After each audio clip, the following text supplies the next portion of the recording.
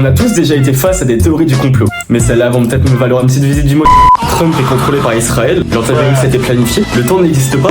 Ce sont les 3 théories du complot que je vais lire, expliquer et débunk dans cette vidéo. On va voir des théories du genre Israël contre le monde grâce à Nestlé et contre notre cerveau avec des pièces en métal qui viennent tout droit de la région juive. Toutes les théories ont été trouvées sur Reddit, le lien est en description. Première théorie, Donald Trump a un stimulateur cardiaque dans son corps qui est contrôlé à distance par Israël. Non mais je sais pas trop quoi dire là. Je vous lis le sub. Ça a commencé avant le premier mandat de Trump en tant que président, avant même que les campagnes ne commencent. Il avait de graves problèmes de santé avec son cœur. Après qu'on lui ait dit qu'il n'avait probablement plus longtemps à vivre, il a utilisé ses relations pour obtenir un traitement en Israël. Ils sont numéro 1 en ce qui concerne le taux de survie pour les problèmes cardiaques graves.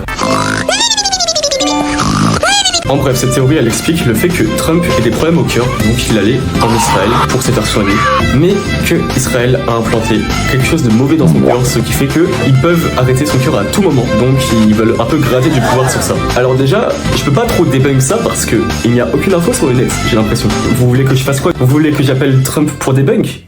Je peux pas. J'utilise déjà mon téléphone pour filmer, mais là pour l'instant la vidéo c'est juste je lis des théories du complot et j'interprète à ma façon. Je peux pas trop débunk pour l'instant. Alors normalement je dois rester neutre sur les théories tout ça, mais là je trouve que c'est un petit peu déconnant car c'est un peu tiré par les cheveux et sorti de nulle part.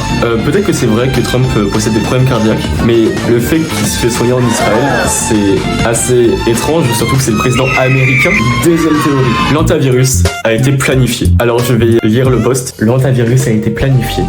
Tout ce truc sur l'antivirus est vraiment suspect. Il est sorti de nulle part et il donne définitivement l'impression d'être une distraction. Et n'oublions pas que les choses comme les pandémies peuvent être complètement planifiées. On peut le voir dans les dossiers Epstein, où il parle de se préparer à des pandémies en 2015. Je peux trouver le fichier ici. Alors cette théorie explique le fait que l'antivirus a sûrement été planifié par sûrement le gouvernement, peut-être pour tuer l'humanité, pourquoi pas. Et que tout ça a été expliqué dans les fichiers Epstein. Alors je peux débunk déjà une petite partie du post. Il dit que le virus sort de nulle part. Mais non. Alors il a été découvert pour la première fois en 1976. Alors il y a plus de 38 variants. La majorité des variants, c'est qui se transmet de rongeur à humain ou de rongeur à rongeur.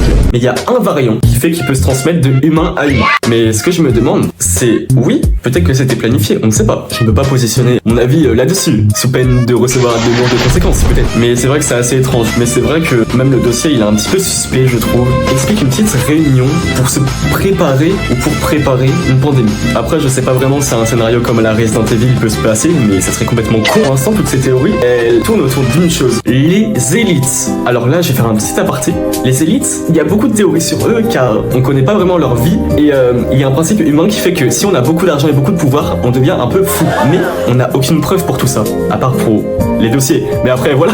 Dernière théorie, le temps n'existe pas. Celle-ci, elle est très courte, mais très intéressante, disons, car c'est quelque chose qu'on peut se dire tout seul dans notre tête, mais qu'on n'aura jamais de preuves et qu'on galère à expliquer aux autres. Tout simplement, le post il dit le passé égale souvenir, le futur égale prédiction. On ne peut pas penser au passé et au futur comme autre chose que des souvenirs, les vôtres ou ceux des autres, ou une prédiction. Le moment présent est la seule chose qui existe vraiment, et c'est infini. Il a raison, il a posé les mots sur quelque chose de réel. Notre vision du temps, elle est pas véridique. On la connaît sous forme de souvenir. Par exemple, notre présent, même le présent, je trouve que c'est un souvenir. Car là, je parle, je me souviens que j'ai parlé. Voilà, c'est comme ça. Et vous savez ce que c'est le problème de cette théorie? C'est que même si on a des documents, même s'il y a des études scientifiques, c'est tellement abstrait qu'on ne pourra jamais comprendre à 100%. C'est assez frustrant, disons. Alors, je vais juste vous demander de vous abonner, s'il vous plaît, et de liker la vidéo et de laisser un petit commentaire si ça vous a plu. Je vais essayer de sortir une vidéo par mois. Si le concept vous plaît, bah, tant mieux, moi ça me fait plaisir. Et surtout, porte-toi bien.